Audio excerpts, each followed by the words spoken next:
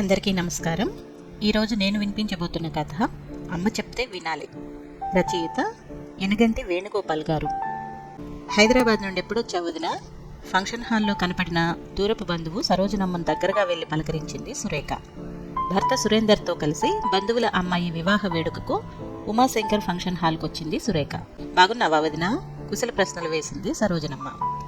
ఆప్యాయంగా ఆమె చేతిలో 2 చేతులు కలుపుతూ తలాడించింది సురేఖ. ఏమంటున్నాడు మనవడు? అడిగింది సరోజనమ్మ. 10 నెలలు నిండాయి కదా, ఇప్పుడిప్పుడే లేచి నిలబడుతున్నాడు. కొడుకు కోడలు మొన్న పండక్కొచ్చి వారం రోజులు ఉండేళ్ళారు వదినా అంటూ కాసేపు మనవడి కబుర్లన్నీ మురిపంగా చెప్పుకుంది సురేఖ. చెప్పడం మర్చిపోయాను, 10 రోజుల క్రితం వెస్ట్ మారేడుపల్లి సీతాయమ్మ చిన్న మనవరాలి వరపూజలో మీ పెద్ద వియ్యంకురాలు కలిసింది.